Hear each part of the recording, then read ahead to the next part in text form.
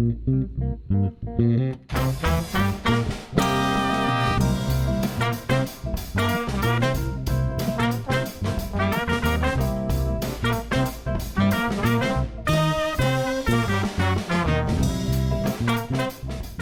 I'm Ted Haftegabber, founder and producer of Live Talks Los Angeles. Thanks for joining us. Since we started over a decade ago, we have brought you hundreds of conversations with storytellers, writers, actors, musicians, humorists, chefs, and thought leaders in business and science. You can watch and hear most of these in our YouTube channel and our podcast. For details, visit livetalksla.org. And now, here's the show you've tuned in to see.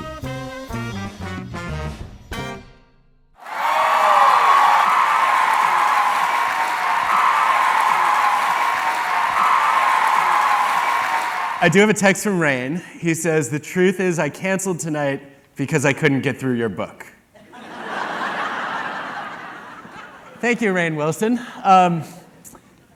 I felt like we should line up a surprise guest to take Rainn's place. So this morning, I sent a Hail Mary to somebody I've admired for, 25 years, who I've never met in person, who wrote back within an hour and said, "I got you," and rearranged a very, very busy schedule post-strike in order to come here. Now, I should say this person is no Dwight Schrute. Has never sold paper, to my knowledge, but could destroy Dwight in a martial arts competition, judging by several roles this person has mastered. And also, in addition to being a brilliant award-winning actor, is one of the only humans I've ever met with a heart as big as Rainn's. So ladies and gentlemen, thank you for coming tonight, and please welcome Jennifer Garner.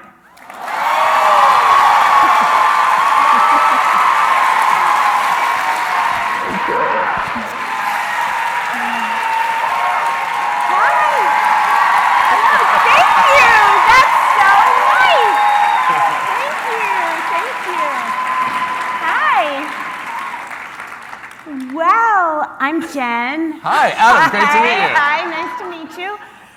Eat that, Rainn Wilson. Yeah. My gosh, I'm such a fan of his. How about his book, Rainn Wilson's book? What was it? The Soul Boom. Soul Boom. I loved his book. I loved it until he canceled. But I still love it. Well, your book, Adam, you see I've come out with all of my stuff. Your book has a lot to do with discomfort, and I just feel like I should be celebrated as the person who is the most uncomfortable in the room. Because the time I've spent with this book was the time it took me to drive from the West Side. But you know what? We're gonna be fine, you guys. Just hang in. We've got Adam Grant here. You know, I understand, thank you all, I understand that someone melted the freeway to give you extra reading time, which I didn't even know was a thing. It's great to be in LA. Yeah, we can invent all kinds of ways to fuck up your day. Wait, Jennifer Garner swears? Okay, don't let it leave this room, okay? I have a reputation to uphold here. You know what? I'm going to dive in, okay, guys? Because I'll feel better once I've asked a legitimate question. So bear with me. We're just going to dive in. You start off, because I did read the prologue. Something you said early on really hit me. It's great. Don't worry. Okay. It says somebody was able to predict the success that students achieved as adults simply by looking at who taught their kindergarten class. That's so cool. Kindergarten teachers are amazing. You just see them like tying shoes and wiping noses and counting lost teeth, but they're amazing. So can I ask you please, Adam Grant, why? What is special? What is it about kindergarten teachers? And tell us about your kindergarten teacher, because they must have been bang up. Thank you, I think. Okay, so let's start with the data. So Raj Chetty and his colleagues, a great team of economists, they show that the more experienced kindergarten teachers set you up for adult success, not by teaching you cognitive skills, first and foremost, not by math and reading, which they convey, but the edge they give you in that wears off over time. What they really instill that matters are character skills. They teach you to be proactive and pro-social and disciplined and determined.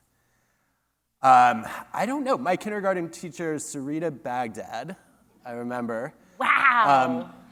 I remember being really mad. We had to do a career day, and everyone wanted the football player, and I got the young executive. And I had to walk in with a briefcase, and I walked in I looked like a Muppet.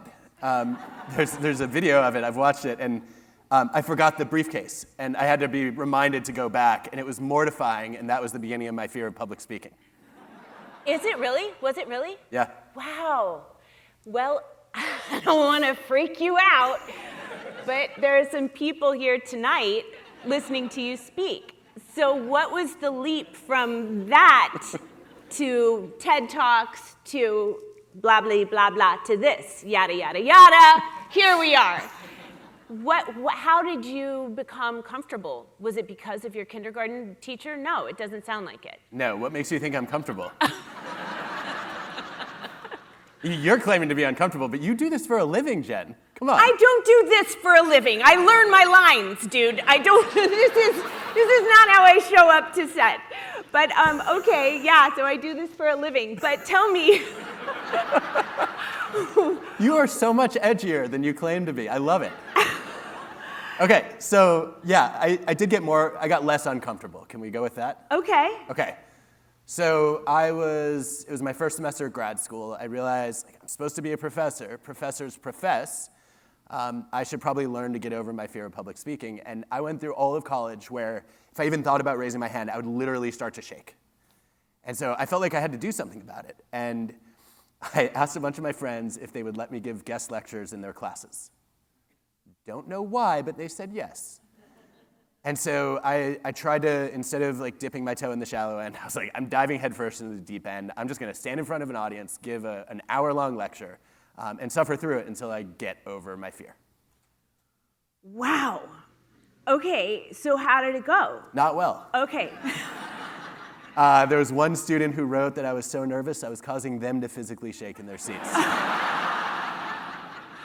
And so what did you do? Did you do it again, or did your friends start saying, no thanks, dude? Or were you making them look good so they were into it? No, I didn't tell anyone that I asked other people, so the word didn't get out. So I was able to do a few of these. And it was really uncomfortable for a long time. And I guess that was foreshadowing because, I don't know, 3-4 years later, I was in my mid-20s, and I got asked by the Air Force to teach a 4-hour class on motivation. And I'm like, this is my only shot to serve my country. Okay, I will do this, but I'm terrified. These people are going to be twice my age, and they all have scary Top Gun nicknames. Yeah. They have thousands of flying hours. They wear bars on their, Yeah, I had no business, but they asked me to do it, so I show up, and I literally pour everything I know into 4 hours. 4 hours? Dude, that's a lot of public speaking. It was a lot of time, okay. But there were 50 of them, and I got the feedback forms afterward, and they were less kind than the students. One of the generals wrote, more knowledge in the audience than on the podium. Well. And I was like, facts. Yeah, that's not, obviously. I mean, come on. So what did you learn from practicing and getting feedback? You changed your approach, right? A little bit. So, yeah. Well, okay, so the thing... We're still early days. Yeah, I'm still up to date. The thing that I think really moved the needle for me was the one colonel who wrote, I gained nothing from this session, but I trust the instructor got useful insight.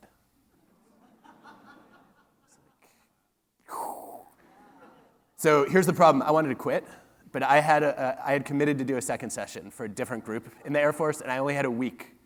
I didn't have time to reboot my content. I couldn't change really any of it except the way I introduced myself. So I asked everybody at the session that I could find, what is the one thing I can do better next time? And all of them said, change the way you introduce yourself. as this kid, you're trying to establish your credentials, you're trying to prove your expertise. And like in the room, if you look around, Stryker and Sand Dune were having none of it. Yeah. So you got to do something about this. And I'm like, all right, what do I do? So We like a movie joke here. You can keep that coming. Okay. That, by the way, has exhausted all my pop culture knowledge. So, but there are some people in the audience who can help with that, I hope. And maybe you can too. I don't know. Anyway, long story short, I walked in the next week and did what went against every fiber of my being. I said, I've got to call out the elephant in the room and admit that I don't know what the hell I'm doing. So I walked in, I looked out at the audience, all these stone-faced senior military officers, and I said, look, I know what you all are thinking right now. What could I possibly learn from a professor who's 12 years old? They did not find that amusing at all. At all. And then, after what felt like an eternity, one of them said, ridiculous, you gotta be at least 13. And that broke the ice, and I had a completely different interaction with them, and the feedback was much more positive, and I learned that it's much better to admit what I don't know than to claim that I know a lot of stuff. Oh, wow. Okay. That's a good one. You got us there, didn't you, pal? Okay. Great. Wait a minute. Okay, so Jen, let me turn this around on you, because okay. You told me backstage that you are you are somebody who has frequently put yourself in uncomfortable situations. Yeah. I want to hear more about that. I want to hear about that in acting. I also want to hear about learning to ski as an adult. I feel that way at work all the time. I mean, I think probably a lot of us do, where we are terrified, and that's why we take the job, and then we get there and we think, why did I do this? And you spend kind of half of your time getting your feet under you and feeling like I'm in over my head. But wait, did you feel that way on Felicity? Wait, is anyone in the audience also old enough to have watched Felicity in college? Okay. My wife and I both love that show, and we've been fans of yours ever since we watched it. Oh my gosh, good old Hannah. I just rewatched it recently because there's a Felicity podcast that I needed to know what I had done to talk about it. And do you have notes? Yes, as a matter of fact. But yes, of course I felt that way. I always do. I don't think I ever don't. I think that's what keeps me interested, is that I will never perfect it like men feel about golf, or some people feel about golf. You know, I'll never fully, I know enough things to feel like, okay, I can master how to do this. Like if there's a hallway and there's a door and you want me to enter the door and look back over my shoulder at camera just before I enter the door to tell you, hey, I'm sneaking, I can do that better than anyone. I've got that down, that spy kind of stuff, I can do it. But other than that, I always feel off my rocker. But no, I learned to ski at 40, and I had never skied, really. And that was, I learned on a mountain that didn't have a lot of beginner slopes. And that was just constant fear, but there was something about it, and just terror and discomfort and rage at myself for being out there at all. But something about it was compelling, that I wanted to figure it out. And so I was the geek under the ski slope, or under the, what's it called, where the lift, doing drills. I would do the same run again and again and do a drill 10 times and then be like, okay, so I've started to get that. I'm going to go take a break and then go back out. And I don't know. So interesting. Okay, so I have to ask you. Your co-star, Rainn Reynolds, has said that when he gets nervous, he goes into character. So like he did all his Deadpool interviews in character as Deadpool, apparently. I have this image of you. Doesn't he live his life as Deadpool in a little bit of a way? I mean, you would know. I don't know. Tell us. Yeah. I have this image of you like going on the ski slope for the first time and being like, what would Sydney Bristow do?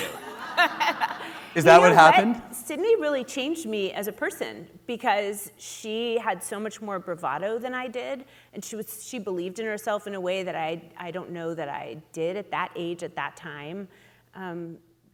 Walking like her, it affected me. It changed me, gave me more confidence.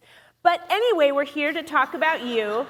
So I have more questions, but keep going. Okay. Can we talk about the process of writing itself, and the process, and just the block of procrastination. I mean, how do you procrastinate? What does it look like for you? What's the way past it? What's the magic bullet? So I've gone on the record saying I'm not a procrastinator. I'm the opposite. I'm a precrastinator. When I have a deadline, I'm finishing at least 3 months early, maybe 6 months early. And Us too, right? no, wait. This is not as great as it seems. One, because it made me a really annoying college roommate. I learned the hard way. And two, it kills creativity because you rush in with your first idea instead of waiting for your best idea. And an amazing Ph.D. student named Ji-Hye Shin had to do the research to prove to me that I was stifling my own creativity by doing things early. But I think more importantly, I learned while writing this book that I was wrong. I am not always a precrastinator. There are things I procrastinate on. And one of them is editing. I hate editing more than any other part of my job. So maybe you shouldn't have become a writer is the first thought that goes through my head. Kind of like you shouldn't have gotten on stage if you're afraid of public speaking. But I seem not to consider these things before I commit. So editing is super boring, and I feel like I've already figured out the idea. I know the study. I've captured the story. I'm on the 1 yard line, and that extra bit takes a ton of work, and I don't care about it, but I know the reader does. I hate that. Mm-hmm. So what do you do? Well, I used to just turn in the book. That's what I did for my first book, and then people actually read it. And I was like, oh no, I have a responsibility. This is not just academic colleagues. This is real people reading my work, and I need to make sure that I can stand by the structure and the flow and the phrasing, not just the content. And so I really struggled through that. I hated it for a couple of books, and I loved every other part of writing. And then on this one, I finally figured out how to solve it. So the editing thing I really struggle with is imagery. I'm way too cognitive and abstract, and I need to get the vividness and the story and the emotion, and I need to over-index on that. And normally, I just find that really boring and repetitive and stressful. And this time what I did was I tried to impersonate different writers that I admire and write in their voice. So one morning I got up and I was like, okay, I'm going to rewrite this paragraph in the voice of Maya Angelou. Wow, really? If there is one thing that none of you ever want to see, it's me trying to impersonate Maya Angelou. That has been deleted from all hard drives. It will never see the light of day. But I picked a bunch of my favorite fiction writers who are really good at that kind of imagery. And I thought to myself, okay, can I write the John Green version of this? Can I write the Maggie Smith version of this? I tried, okay, how would J.J. and Brian Burke write this? How would my friend Mark Goffman, who I think is here tonight, write this? And that is a really good exercise because it forces me to enjoy editing and it makes it fun and playful. And would you find something in there that you could use, or did it just unlock you going back in your own voice? If I'd given you more advance notice, on page 137, you would have found, no. Yeah, I think in a lot of cases what it's done is it's allowed me to step outside of my hyperlinear, let me give this the academic treatment, and into the, let's be a little more playful and let's tell a story that may not have a perfect resolution. Okay, very cool. So thinking about that, how much of a perfectionist are you? Can you talk about just perfectionism and the block of it? I think, everybody has their own struggles with it. I always say I am not type A, I'm type Z. I forget things. I send the kids to school without the very homework that I was supposed to sign that they said they took care of and said, Mom, please sign, and then I sign it and I leave it in the wrong room. I just am not. But at the same time, I think I might be a little bit of a perfectionist sometimes and get in my own way. So can you talk about that? When has perfectionism mucked with you? I can try. So I was really excited to write this chapter because I felt like I had transcended perfectionism. Turns out I'm still in recovery. One of the ways I discovered it was I wrote a little quiz that people could take to figure out how they scored on the different character skills in the book. And as you always do when you write an assessment, you take it yourself. And I took it, and my lowest score was on accepting imperfections. I failed my own test. I knew what the questions were. I still could not do it. So this is really embarrassing. So I think when it first got me in trouble was when I was a springboard diver, which was also a bad choice of sports because I was afraid of heights. And also, my teammates called me Frankenstein. It's something that I consistently, Frankenstein? Yeah, because I walked don't miss without that. bending my knees. Oh. Yeah. Can you show us? There are a couple people in the audience who could actually do a demo, but I literally walked down the board like this.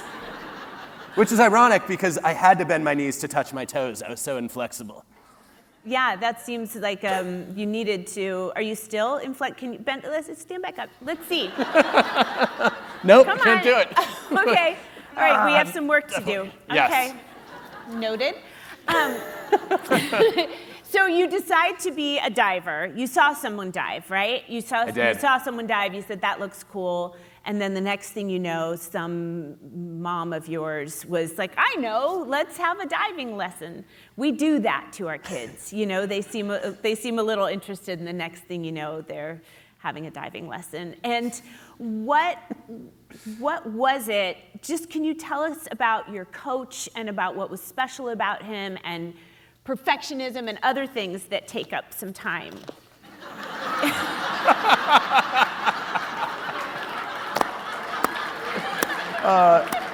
I feel like we're done. Yeah. Yes, I certainly could. So, I have so many thoughts right now. Yes, let's start with perfectionism, and then we can talk about some other things. So, I really thought that perfectionism was going to help me as a diver because I thought it's a sport where you try to... It's all about perfectionism. It's like they do such a good job, and there's a tiny little squick of water, and it's just like 9, 8, 6. Or perfect 10s when it goes really well. And I found out that perfectionism was a huge problem for me because I spent all this time trying to fix little things I could control and then not improving the big things that were hard. And I would just stop and start over all the time because I didn't like my takeoff and my approach. And so I would waste half of practice, just like balking, walk to the end, jump, turn around, and rinse, repeat over and over and over again. And I think I benefited from two things. One was I had an exceptional coach, Eric Best, who said, listen, there's no such thing as a perfect 10 in diving. That's a misnomer. In the rule book, a 10 either means excellent or very good, depending on which book you're using. And so even a dive that gets straight 10s, I can find dozens of things wrong with it. Wow. Oh, that's liberating. And then when I would stand at the end of the board frozen, he would ask me, Adam, are you going to do this dive? And I remember being like, ever? Like, yes, of course, one day I will do this dive. And he's like, great, then what are you waiting for? I have heard that voice in my head every single time I've been afraid to try something new. When I was hesitating to write my first book, I heard Eric's voice. Are you going to write this book one day? Yes. Then what are you waiting for? When I was terrified to get in the red circle and give a TED Talk, Eric, are you going to want to do this one day? Yes. Then what are you waiting for? And I thought that was such a valuable lesson. The lessons of coaches and teachers, aren't they amazing? And they seem to be able to impart those character lessons better than anyone. I have a daughter who's a debater, and she'll say, you know, she's a senior. Yes, my daughter's a senior. And she'll say, oh, I can't miss debate today because Torsten's giving the kindness talk. And it's like the kindness talk, and she said, oh, he gives it every year, but I can't miss it, I have to be there for it. Or she'll say, he's giving the social media talk, I want to hear it. I want the younger kid debaters to see me hearing it again.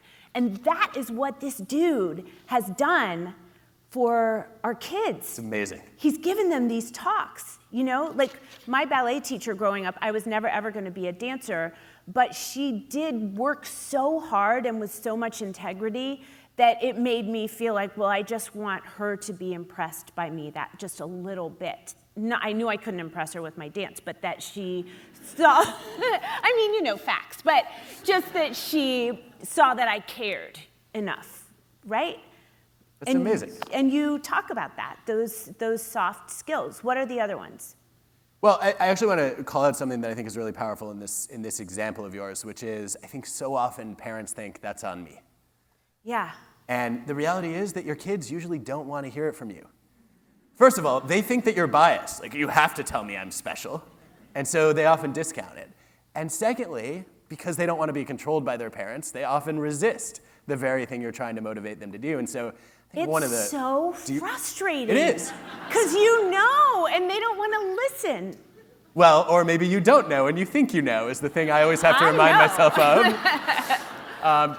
But I feel very confident in my knowledge. Yes, but I think so often what a parent has to do is get out of the way and say, let me find that coach who's the right source for the message that I think is really important.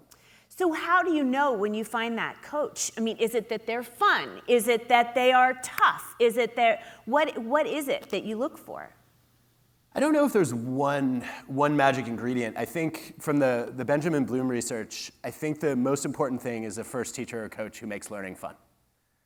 That's what predicts better than anything else that I know of that you can measure whether you go on to achieve greater things in the future. Anything, whatever it is you're learning, even piano. Yes, even piano. Did you not like the piano? Damn it. No, I liked piano fine. I just think I don't know. Because you seem to have some unresolved issues with piano. I do. You know, I do because here's my thing about piano, okay, guys, is that I feel like having to practice something you don't want to practice and being as uncomfortable as you are sitting in front of a piano when your hands won't do what you want them to do, and having to break it down into 2 bars one hand, 2 bars the other, then plunking it together and being like you want to flip it, you know, the whole thing.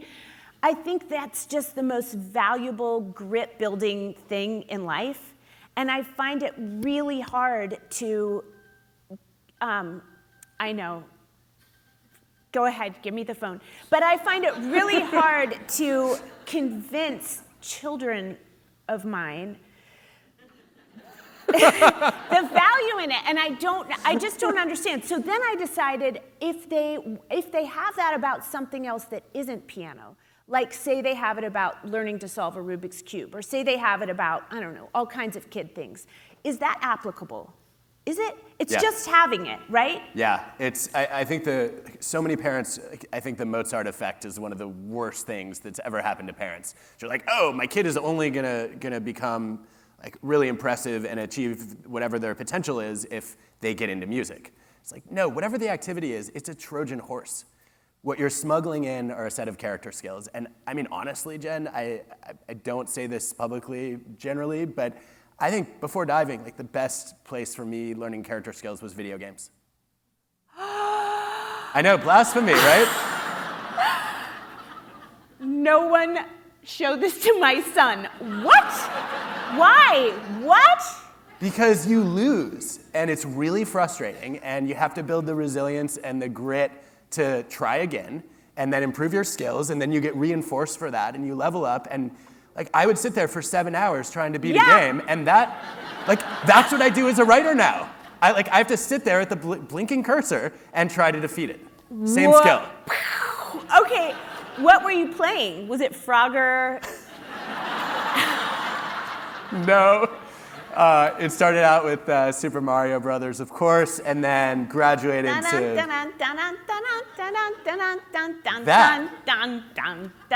Okay, go yes. ahead. Yeah. Then it was Zelda, then it was Mario Kart and Mortal Kombat. Mortal Kombat. Yeah. Yeah, first-person shooter. It's not a shooter, it's a fighter, come on. I don't know, I don't do these things. Okay, all right. You literally have played Mortal Kombat characters almost, multiple times. You did it on Alias, you did it in Daredevil, and you did it in Elektra, and some of us hope you will do it in the Marvel Cinematic Universe again. Interesting. Okay. All right. Well, you know what? That's a real key insight we just learned here about the video games. I have to tell you, I did a whole podcast on this last year because so many parents were upset about the initial post. But there's a good set of meta-analyses, studies of studies, longitudinal studies and randomized controlled experiments showing that video games actually build willpower and self-control. So I think they're a net positive, actually, if you look at the evidence. Wow. Surprise, You're surprise. Every 11-year-old boy's best friend. Which, to be fair, was my life dream, given that I didn't have very many friends as an 11-year-old boy. Oh, my gosh. Oh, man.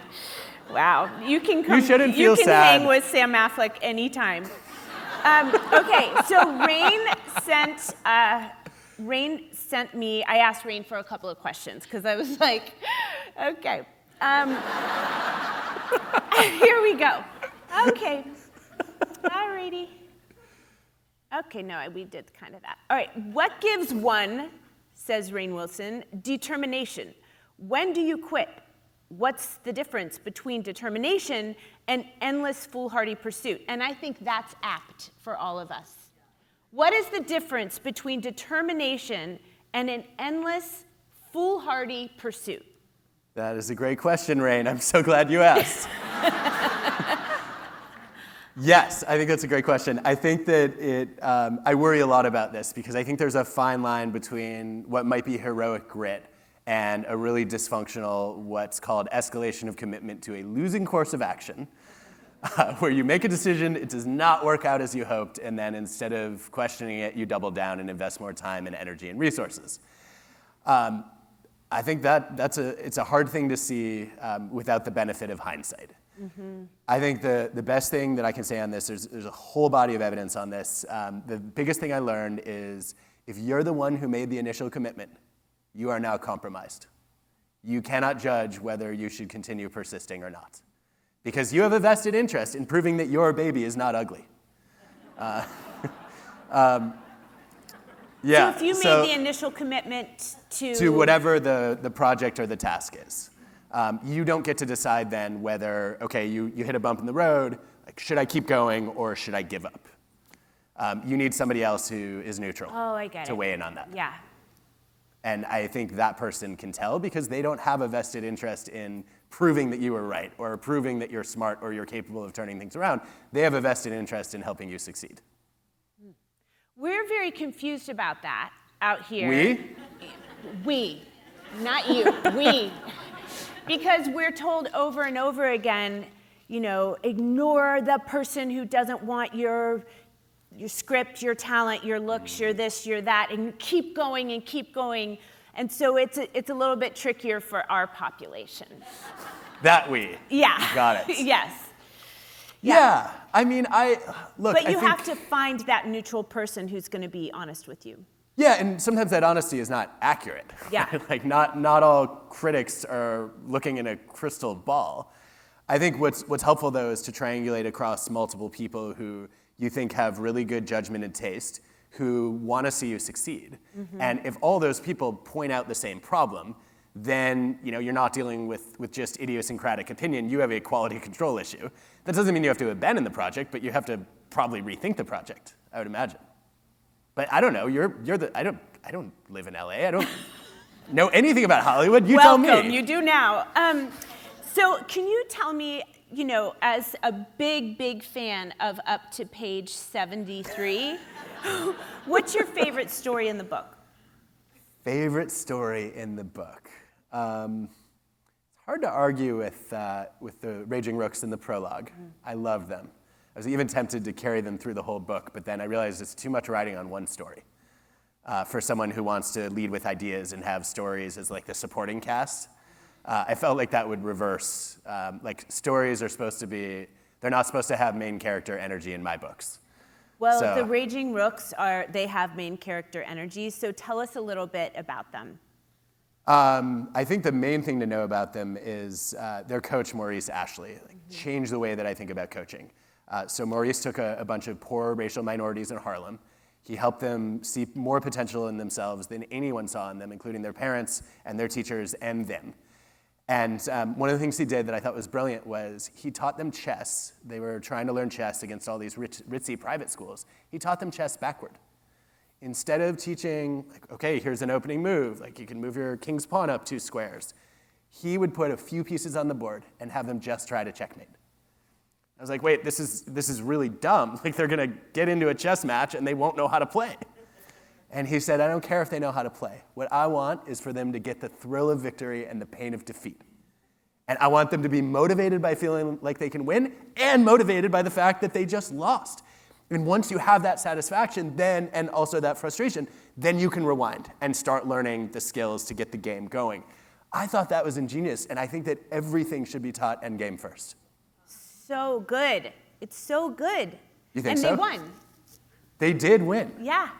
Which was one of my favorite parts of the story. But I think the interesting part, which we won't spoil here, is why they won.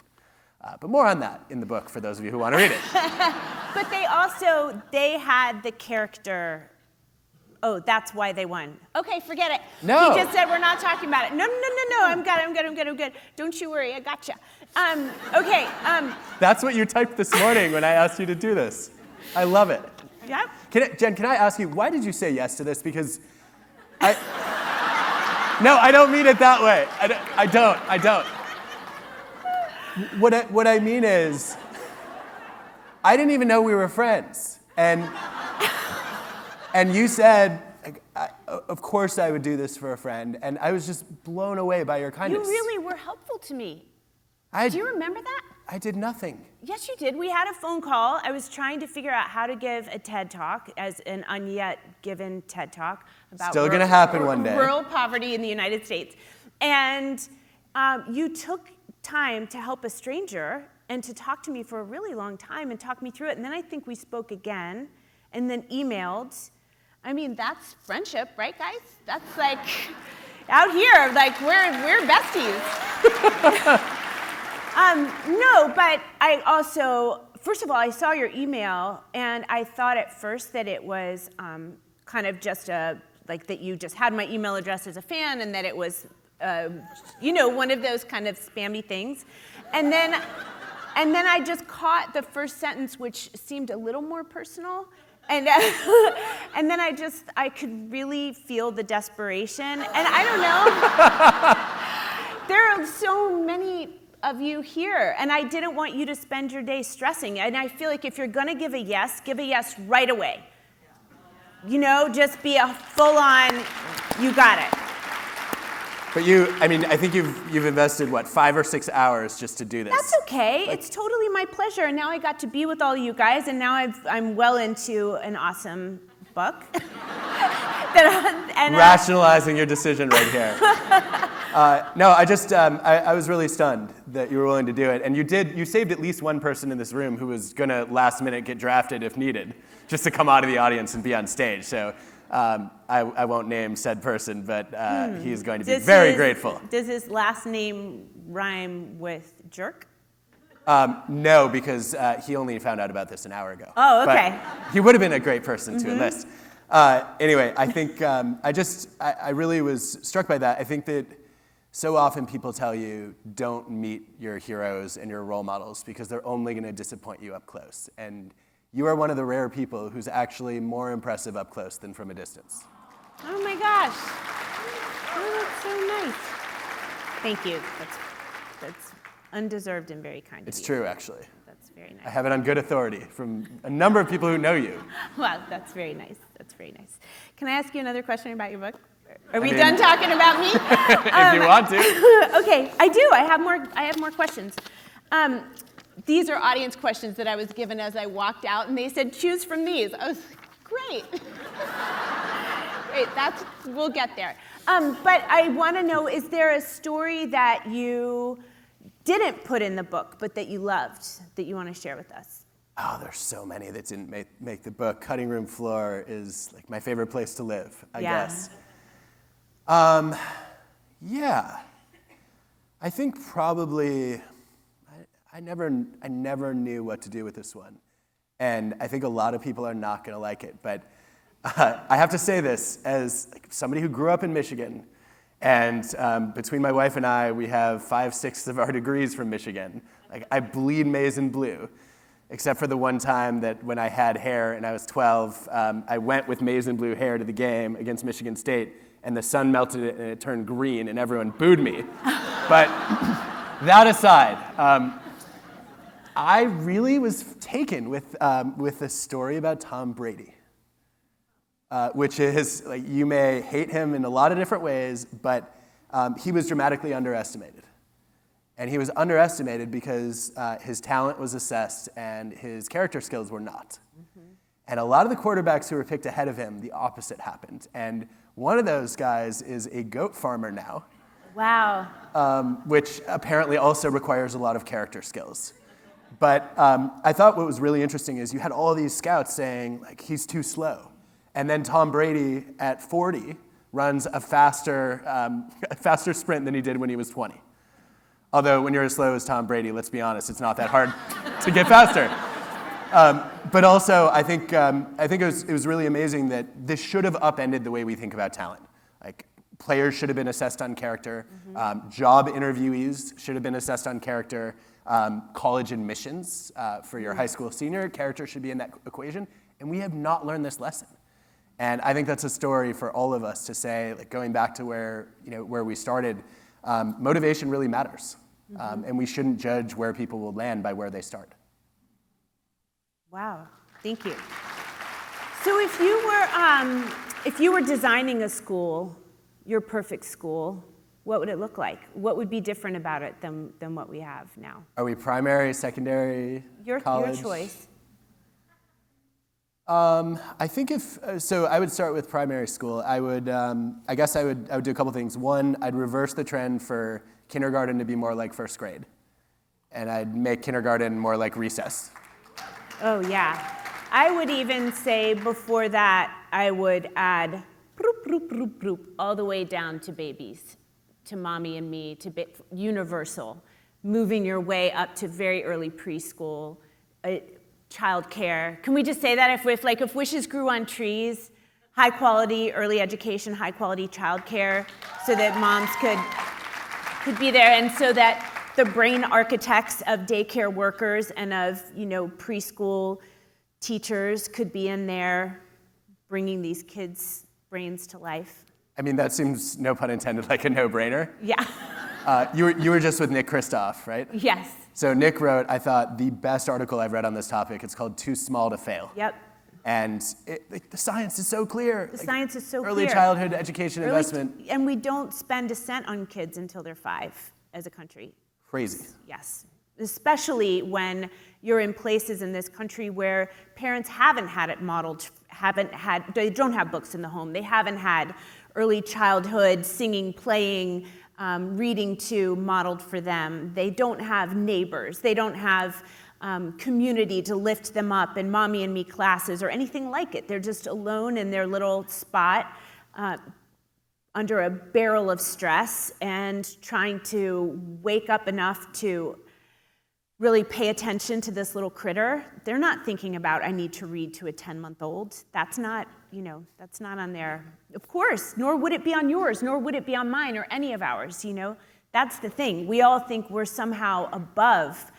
There's an intrinsic judgment of people in poverty in this country. And we think we're somehow like, we pull ourselves up by the bootstraps, but it's just not, it's not fair and it's not true. And you don't have a shot if you don't have a shot, right? If you get to kindergarten, if all of us got to kindergarten and we were all in remediation the first day we started kindergarten, and we know how smart we are, we would hate it. And your brain has to do something, so it's gotta think of ways to hate school then, right? Because you're never gonna make it up, so you have to go in ready to learn. So in our school, Adam, we're gonna start with babies and we're gonna get them into kindergarten ready to learn. We just started a school, I love this. Yeah. Yeah. Okay. No, I mean, I do not understand how this doesn't compute for people. I'm like, you pulled yourself up by your bootstraps, but what if you didn't have any boots? Yeah. Like, how are you gonna do that? I think this is, I want to give you a chance to talk a little bit. This is one of your areas of expertise. So one of the things I've admired about you, aside from just your extraordinary range in the kinds of characters you play, and the way that you make us believe you could be literally anyone, from the kindest person on earth to deeply evil, is I think I don't want to diss any celebrities who create their own foundation around themselves. But I think it's really telling that you picked a cause that you're passionate about that was already doing really great work and said, I want to use my platform and my knowledge and my passion to elevate that. Can you tell us a little bit about your work with Save the Children?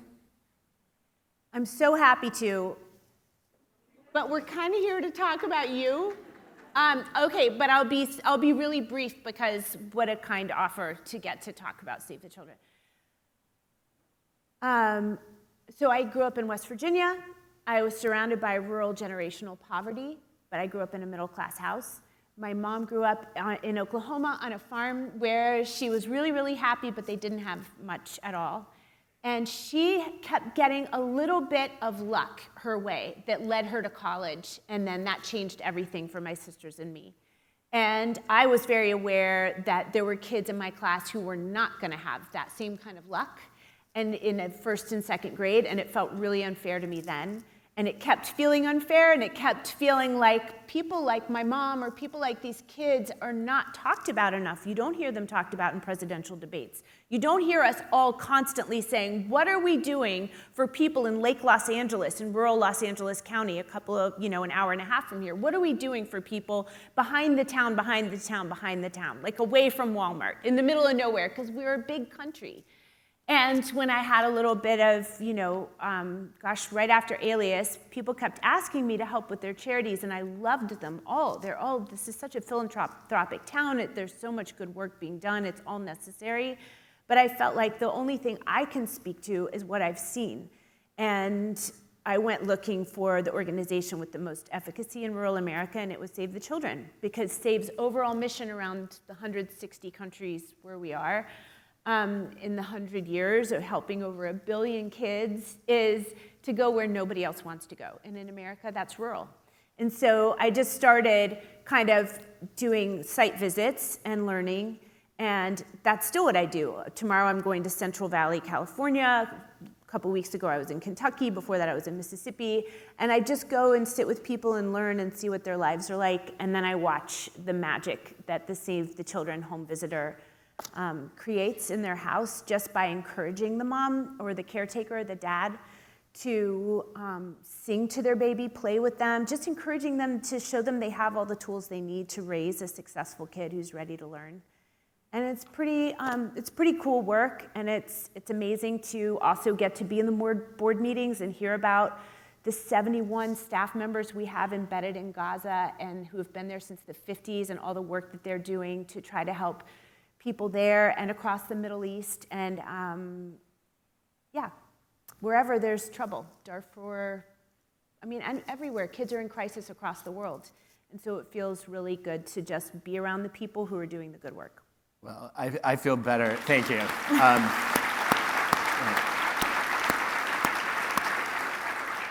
I know kids are better off with you on that board. Oh, gosh, thank you. Can we go back to our school, though? Yes. Okay, so we've got the early childhood shit. We got that figured out. All right, now what? Now what? Now we're going to have a program where I just actually heard about this from a teacher today. I got a great email from a teacher this morning who said, loved your idea of letting kids choose their own books instead of shoving the classics down their throats. Simple, not rocket science. She said, what I do is I hide books in the classroom for kids to find. It's we're going to do that. We're going to play book hide and seek, or scavenger hunt. And we're going to get kids excited about reading that way. I love that. Okay, all right, great. Keep it coming. Okay, what else are we going to do? So they're going to play outside. They're going to have recess all for a whole year and just play. And then we're going to hide books, and they're going to run around and find them. We're going to wait until they're 7 to teach reading. Okay, great. There's actually really surprising research on this that suggests that kids actually might be better off waiting. Because, first of all, the books are really boring. Have you ever read Run, Spot, Run? Yeah. It's awful. It does not get anyone excited about anything. And secondly, if they don't have a big vocabulary, it's actually really hard for them to read a book. And so we don't need to rush into that, I think is what I've learned from that research. What else can we do? We can, I've become really enamored with looping and the idea that you should have the same teacher for multiple years. Yeah. And I think we could try more of those experiments to figure out how to make that work. Yep. What else do you want to do in our school? In our school, I just think imagination and play has got to be a really big part of it. And everybody just has to find something they're interested in and follow it. I could get behind that. Mm-hmm. I had a student years ago, Lauren McCann, who came up with this great idea for college seniors to write letters to their freshman selves and then give them to entering freshmen so that they could avoid the mistakes of their predecessors. I would love to do that for graduating elementary schoolers and middle schoolers and high schoolers. Wow, yeah, okay. All right, so where is the school going to be? Santa Monica. is it going to be? I don't know. Pick a spot. I like this. To be continued. I do think we don't have enough of these kinds of experiments in education. I think a lot of people are dissatisfied with many features of the current system. Like, let's pilot something better and see how it goes. Please. Yeah. So what else do you want to talk about? Because I have more questions for you. You do? Wait, I have more questions. It's not like I don't have questions. I thought a lot about questions. Can we talk about your over-preparing for a second? Over-preparing? What are you talking about? Oh my gosh. I told you this morning, you do not have to read the book. In fact, I prefer that you don't read the book because then I'm going to tell you stuff that you already know. Okay. As opposed to you being surprised. And yet, you defied my instructions. You read a lot of the book. You have it underlined and there are corners folded. So why did you ignore my advice? Like, I did write the book. I think I would know if you need to read it. Because I've never shown up to anything this unprepared in my whole life. I mean, except for a couple of auditions, let's face facts, but yeah. Oh, so this is you learning your lines. Got yeah, exactly. All This is right. me learning my lines in the cab on the way to audition. Okay, so hang on. I like this one. I underlined this one. I like these two things. Ready, go. Don't hold yourself hostage to a fixed routine. And that's kind of like you writing like Maya Angelou, right? Or not that. No. It's I mean, not. I wish. No, that's actually... It's either that, or it's not that, or it's not that at all. Oh, to avoid burnout. Tell us about that, Adam. What do you want to know about avoiding burnout? I think the thing that a lot of people do is they think they have to push themselves in order to get through whatever is hard in their job or in the skill they're trying to build. And what they forget is that pushing yourself through the daily grind is not going to be sustainable in the long run. You're much better off trying to turn the daily grind into a source of daily joy. And the way you do that is to actually build play into your skill development. So this is why I'm trying to write in different voices. It makes writing more fun and more playful and less exhausting and less boring. Certainly it does that to editing. And I think people could do that in any job. I once did a study with a couple of colleagues of nurses where there was this, I remember this one nurse in particular in our experiment. She had this horrible task of giving kids allergy shots, which I did 7 years of, and I hated every minute of it. And this nurse couldn't stand the experience of kids coming in and thinking, like, this person's trying to hurt me. Yeah. And our experiment was on just reinvent your job title. It was really simple. It's the first thing that most people learn about you. What if you could choose something that was more creative and more self-reflective? And a lot of skeptics said this is never going to work. Like, a title is just a bunch of words. It doesn't matter. I was like, I've seen this work. I saw it work at the Make-A-Wish Foundation. I'm like, this is interesting. Let's try it. And sure enough, when we randomly assigned people to create their own self-reflective job title, their burnout went down over the next 5 weeks in a healthcare setting. And the nurse who was giving allergy shots helped me understand why. Her title that she came up with was Nurse Quickshot. She introduced herself to families that way. You would walk in and she'd be like, "Hi, I'm Nurse Quickshot. Nice to meet you." The kids lit up. All of a sudden they realized this person is actually trying to minimize my pain, not accentuate it. They would ask for Nurse Quickshot by name when they came back. The parents were relieved. It was a whole thing. And I think that giving people autonomy over how they present themselves is a really basic form of freedom, and we ought to have that along with many other kinds. I love that. Thanks. Look at It's all that. yours. I have to say, you're really good at taking whatever I toss out there and turning it into gold, and I really Okay, so I I appreciate actually, that about you. I feel like I've started to develop my own job title. Yeah? Yeah, I feel like when I get on stage now, I've been turned into a human jukebox. Yeah. Somebody can give a topic, and I'm like, here's a study that I once read, and now I'm gonna not feel like I wasted the time reading the study or doing the study because someone else will How learn do you about it. guys think up your studies? Where does it come from? I mean, usually it comes from having conversations with people out in the world who are stuck on something. And like seeing, in this case, Make-A-Wish had reached out for help when I was in grad school, and they were all extremely exhausted doing some of the most heartbreaking work I've ever seen. And they had this incredibly visionary leader, Susan Fenters-Lurch. And Susan says, I want you all to come up with your own job titles. And there was like a person in accounting who was like, I am not part of the Make-A-Wish mission at all. And she ended up coming up with, her title was Keeper of Keys and Grounds. And she was like the Hagrid of Make-A-Wish. And like it just injected some levity and joy into her day and her interactions. And I was like, that's a study. We should see if that works. So that's usually where my ideas come from. What's it like to be your kid? If you're a jukebox for us, what do you like as a dad? I mean, do you make yourself, do you try to temper? Yes, a lot. My wife Allison, like, very often has to say to me, like, you don't want to be the psychologist who screws up your kids, which is apparently a common thing. Yeah, I mean, I think what I've tried to do with our kids and not always succeeded at is to be as open as possible about the things that I'm bad at. I will never forget coming to LA last winter, and I brought 2 of our kids, and I had, I don't know, some big audience. There were thousands of people, and I was supposed to give a speech. And our kids, for the first time ever, came to one of my talks. And afterward, our son came up. He was 9, and he said, "Dad, somehow you were actually funny." And I was like, that is the best backhanded compliment I've ever gotten. Like, normally they make fun of my dad jokes, and I deliberately make more dad jokes because I want them to see me bad at stuff and willing to laugh at myself. And that, I guess I'm like the butt of all of our family jokes is, and I'm not funny, but they're laughing at me. And I'm secretly laughing inside about 2/3 of the time, except that when they tell me that I'm not only bald, but my hair is gray.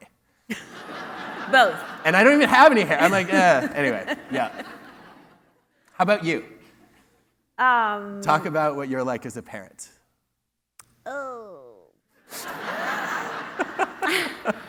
I mean, I'm kind of what, I guess in an just annoying way, I'm kind of what you would think I would be, you know?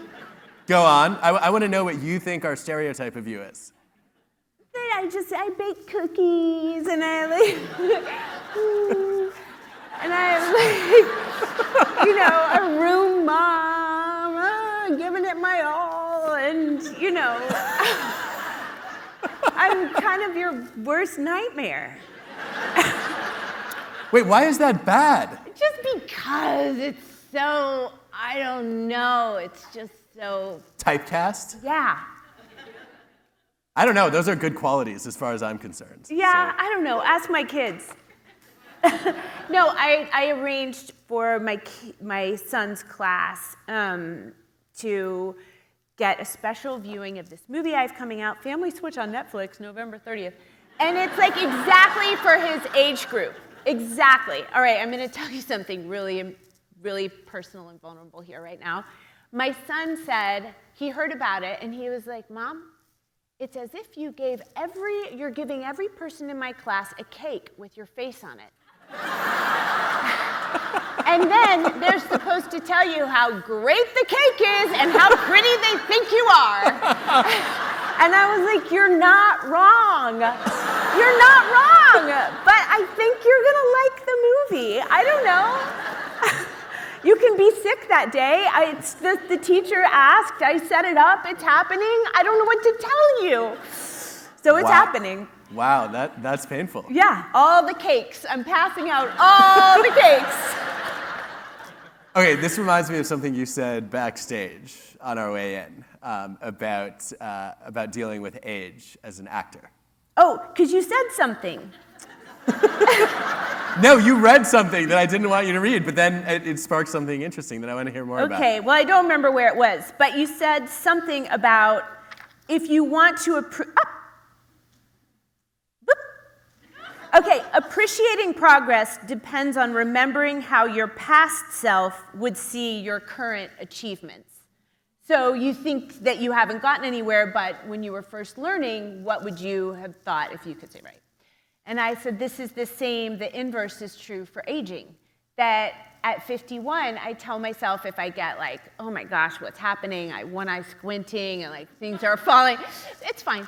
But I tell myself, you know, dude, imagine in 15 years, you're going to think, I wish I looked like I looked at 51 and a half. So you might as well enjoy it, because it's not like it's going to go the other way. So live it up. Yuck it right on up.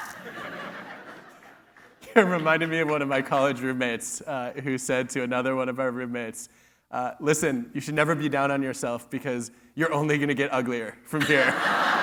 Exactly. Thank you. Your college roommates really understood. That's amazing. Wait, there's something that you glossed over, which is, do you call yourself dude? If I need to, if it's appropriate in the conversation, yeah.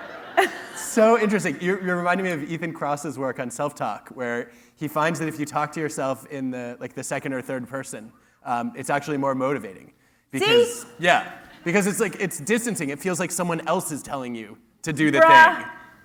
Bruh. Get it together, bruh.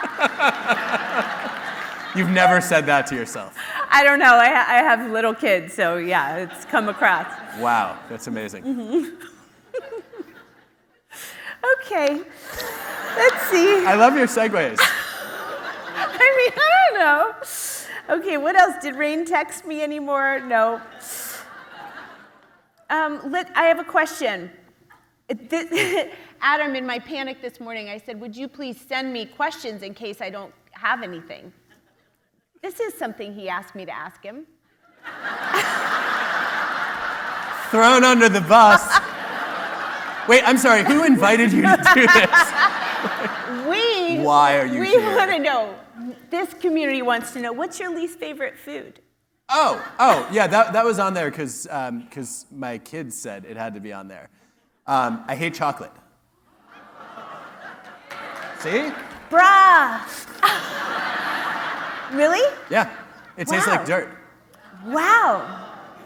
Darkened milk and it indiscriminate. All of it. I would literally rather eat dirt if you gave me a choice. What's your Very glitch? popular trick-or-treating buddy. Apparently I'm a super taster. I have extra taste buds, and certain foods taste really terrible. Wow. Chocolate, I've never had a sip of coffee, also. Which is really convenient if you're trying to be productive, by the way, and not dependent on caffeine, because it tastes horrible. Oh, actually, I don't even know. It smells bad, and so I won't even try it. Do you drink tea? Rarely. You're like water and spinach and... No, spinach is also gross. So what's your palate? Are you like a chicken fingers kind of guy? I eat like a 5-year-old. Yeah. Yeah, like Because you need it to be mild. Pizza. Yeah. Okay. Yeah. Do you like the taste of char? Because that's my specialty. No. Okay. All right. But thank you for offering to burn food for me. Yeah. Yes, as soon as there's something charred on the table, my kids are like, oh, thanks, Mom. See, things you didn't know you wanted to know. Yeah, I didn't know that I don't know that I wanted to know that about you, because it confuses me. It doesn't fit with how wonderful you are, but I'll give you a pass. Wow. But okay, here's something that I want to know legitimately, and so do we. We are aligned. I like how you've co-opted my audience, who didn't even know you were going to be here. Yep, keep going. Okay, true. They gave me such a nice welcome. So, how did writing this book change you? Because I imagine each book, if I think of Sydney, she changed me. How did this book change you? That's a really good question. I think I didn't expect it to change me, because I feel like when I sit down to write a book, I want to teach something that I've learned, and so I've kind of already figured it out. And I've realized that if that's what happens, then I'm doing myself a disservice, because I ought to learn new things while I'm writing. And I think the biggest thing that this book changed about me is it made me much more comfortable sharing my own stories. I've been accused of using data as a crutch, and I'm like, it's not a crutch, it's literally how I think. Like, ask me any question, and my first instinct is to cite a study. Like, that's how I learn. And some of my friends did not like that particular behavior and called me Mr. Facts growing up. Luckily, I had one friend, my best friend Khan, who is here tonight. Hi, Khan. Thank you, Khan, because Khan decided that it didn't matter that I made him uncool. And he hung out with me anyway, and I didn't care about what everyone else thought. Yeah, he wanted your chocolate. He was looking for your 100,000 gram bar out of your trick-or-treating Never bag. mentioned that, but now that you bring it up. Anyway, I think that I've shied away from telling my stories, one, because it feels self-centered, and two, because it feels idiosyncratic. And while writing this book, I realized hidden potential is something I've lived over and over again. I lived it when I wasn't naturally talented as a diver and got way better than I expected. I lived it when I failed my college writing exam and was assigned a remedial writing, which I was told was for jocks and people who spoke English as a seventh language. And here I am as an author, and it was definitely how I felt as a public speaker. And we're doing this, and I thought, I can't keep distance from this topic, but more importantly, if there's something I've learned from something I've lived, why would I not share that? So that was the big change. I love that you added your own stories in there. From what I've seen so far, they add a lot of color to it. No, they really do. I appreciate that. Well, thank you. Yeah, thanks. Okay, can you tell me something else? I think it might be time to go to audience questions. Is it really? I don't know. I'm just guessing. Are we getting the light? We were told we were going to get a flashing light. I keep thinking, is that the flashing light? Is that the... Ish, let's do it. Yeah, okay. I don't see the light, Adam. Okay, there are a lot of questions. Okay, Liz. The same kinds of people seem to keep getting installed in leadership positions. What wisdom do you have for mid-level professionals whose senior leadership is stuck in that bias? Wow. Way to bring it. Yeah. All right, so Liz wants to know how we can diversify leadership beyond people who are selfish, Machiavellian, narcissistic, psychopathic, male, and white. Which I've been told is redundant, but I don't know. Look, I think we've got to stop confusing confidence for competence is the easy answer. Whoa. Stop it. Stop falling for the superficial charm of narcissists. They don't actually know what they're talking about. Stop assuming that the person who talks the most is the most capable. That's called the Babel effect, and it's a real thing. That's usually the person who's most insecure, not the person who's best suited to guide the group. Let's assess people's character skills. Let's look at whether people make those around them better, whether they're more interested in making the room smarter than being the smartest person in the room. I would start there, and I mean, there are a ton of ways to do that, but I don't know, what else do people want to know? Wow, okay.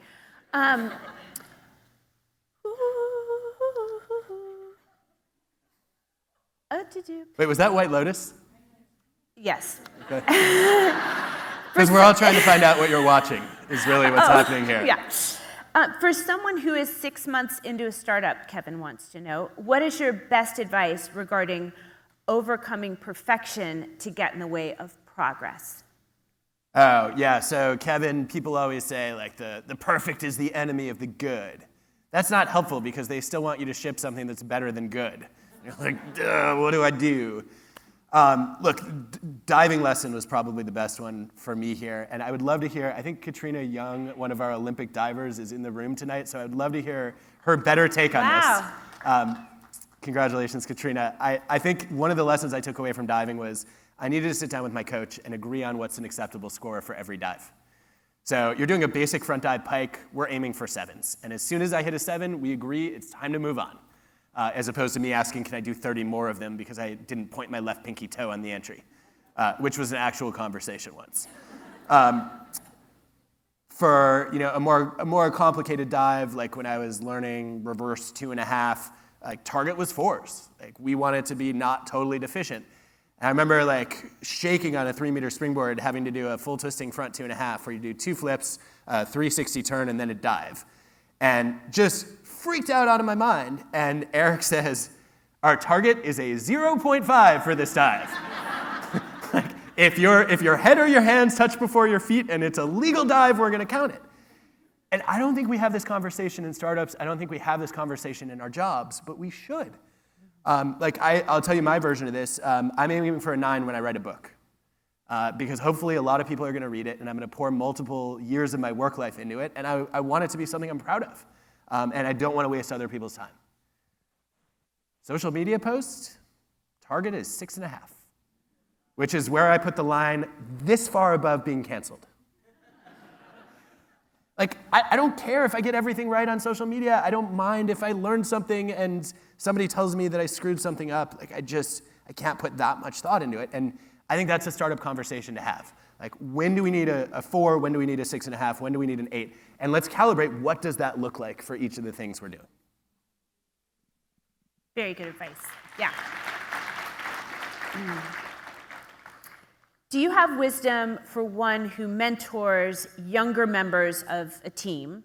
Advice how best to constructively handle criticism, both of this person, Steve. Hey, Steve. And of the person, of the kids, the people, the humans, the adults, the young people, the people that Steve is mentoring. Okay, so let's do a quick comment on how to give criticism and then how to receive it. On the receiving side, my favorite lesson comes from Sheila Heen. She calls it the second score. And the idea is that when somebody gives you a piece of constructive criticism or advice, what most of us do is we try to convince them if we don't like it that they were wrong. And so somebody gives you a D-, and you become the world's most dedicated grade grubber, and you're like, let me prove to you I actually deserve an A-. And the problem is they've already determined the score. There's nothing you can say that will change their mind because the past has already happened. The best thing you can do, according to Sheila, is you can give yourself a second score, which is, I want to get an A+ for how well I took the D-. I think about this every day.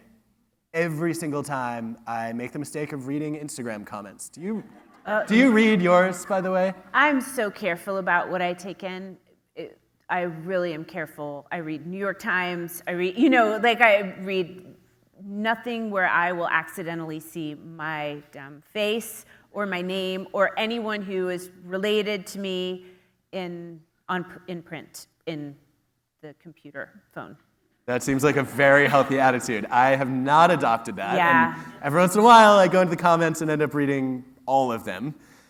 And when I get them, I'm like, okay, if I'm going to respond to this person, I cannot convince them that my post was right when they disagreed with it. And I can't, I've been called a logic bully. My wife had to explain to me that was not a compliment. I was like, good, I want to hammer you with evidence and facts until you realize you were incorrect. It's my job. That never goes well. And so what I've tried to do instead is to say, all right, every once in a while it's fun to smack down someone with an ignorant, overconfident opinion.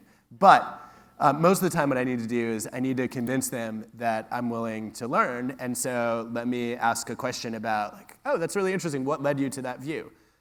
Did you not read all the journal articles that I linked to? This is not my opinion, is the part I don't write. But I find that really helpful. And I think trying to ace the second score and say I want to get an A+ for how I took the D- is something I would encourage anyone to try if you haven't already. On the giving constructive criticism side, my favorite experiment shows that you can say 19 words and people become dramatically more receptive to what you're about to deliver. You ready? Okay. Okay, don't count them, Jen, because I might say 18. But the words are roughly, I'm giving you these comments because I have very high expectations, and I'm confident you can reach them. Oh, Doug, that's so good. It changes, a word on that, it changes the equation. Now I'm not attacking you. High expectation. And I'm confident you can reach them. So here's the thing, I'm not attacking you, I'm not judging you, I'm here to coach you, I'm trying to help you. So I taught this a few years ago to my undergrads at Wharton. And then about 3 weeks later, I give out these mid-course feedback forms. And 3 different students wrote at the top, I'm giving you these comments because I have very high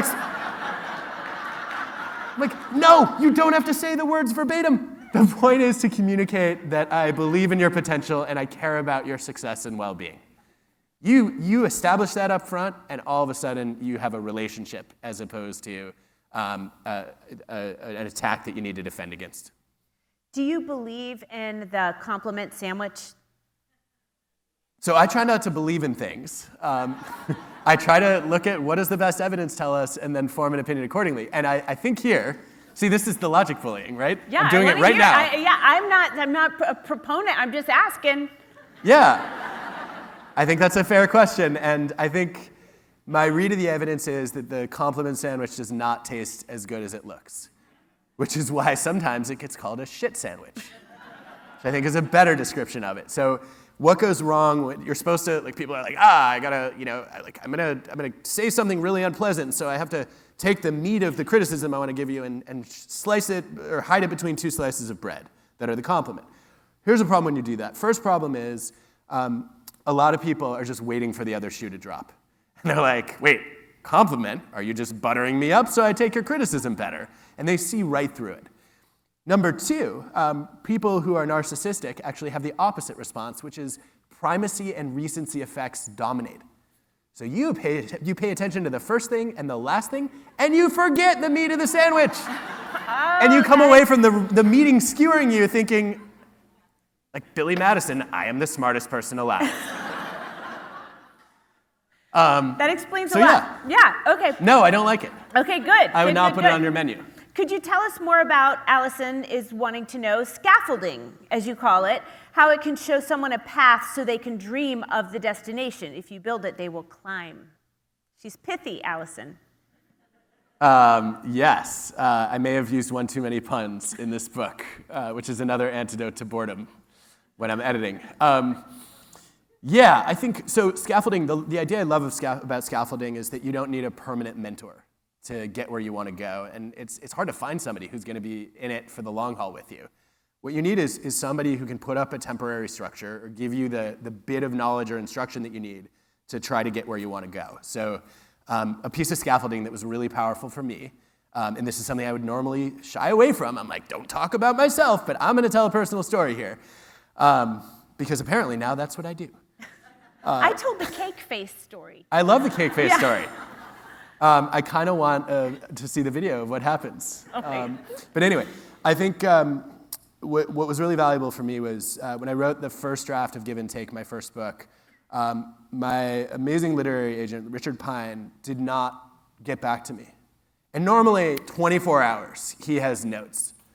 And a week went by, and it was radio silence. That is so painful. That's really painful. Yeah, and I was wondering, what's going on? Has he decided to disown me? Like, what's happened here? And finally, I called him. I was like, Richard, I was supposed to write you a book proposal in 2 months. I got so excited about the ideas, I wrote the book. Like, I was waiting to get the gold star. What happened? And he was like, I don't think even your academic colleagues will read this book. Wow. Yeah. And I was like, should I give up on being a writer? He's like, no. I was like, well, that's not what I took from what you just said. And he's like, no, look, just write like you teach, not like you write research papers. Light bulb. It's like, oh, yes, I'm not writing a journal article. I don't need to tell you how many people were in every study. Oh. Or exactly how I measured each of the variables. Like most studies, unless they're that fascinating, you just want to know what the conclusion of them was. And that's what I do in the classroom. Like every once in a while, a great study is a story, but the rest of the time, here's my synthesis of the evidence. Here are the sources if you want to go read it for yourself. Come back and challenge me if you have a different interpretation. I'm like, oh, I could write a book that way. And that was all the scaffolding I needed to then write a draft that turned into an actual book. That's amazing. What was his name again? Richard Pine. Richard Pine, ladies and gentlemen. Highly recommend, 5 stars. Highly recommend. Well, you know what? We're kind of coming to the end here. Because you know why? These are the same things printed over and over again. Well, at least you have the questions. Yeah, I'm the person with the questions, but I feel like we've covered a lot of it. I think we are about at time. So, can I just say, what a total pleasure and what an awesome way to get to know you. And I'm so grateful for this time. I don't know why you reached out to me.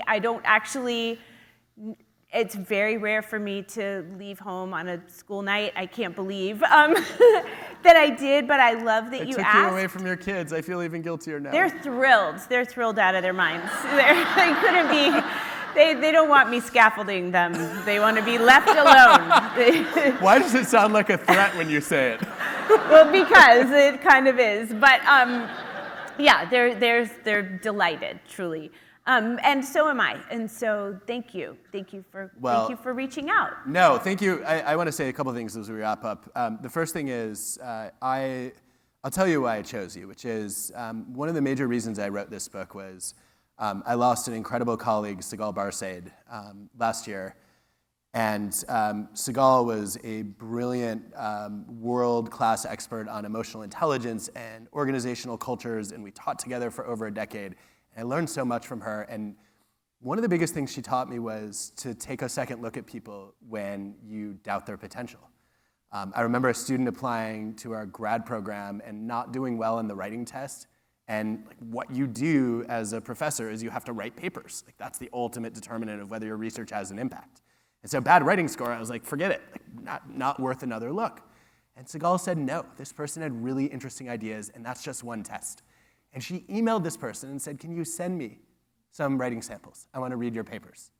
Now let's be clear, this was before ChatGPT. But she really dug into the person's papers, and now that person is a tenured professor. Wow. And was a superstar, and I had missed out on that. And I thought that was a really powerful lesson. And when I woke up this morning and realized we needed a Rainn, who is not Rainn, to take his place, I literally made a list of everyone I looked up to in LA. And I thought, who's the person that sees the potential in every single person she meets? And that was you. I think every single time I've had any interaction with you, you have looked for the best in everyone. And I think that's such a gift that you give to people, and I wanted this audience to get to benefit from it. And selfishly, I wanted to soak it up too. Jen, this is just beyond generous of you to do. And I cannot thank you enough, and I really will be trying to pay it back and forward for the next few decades. So can we all just give Jen a standing ovation? Stand up, please. Thank you. Thank you. Thank you.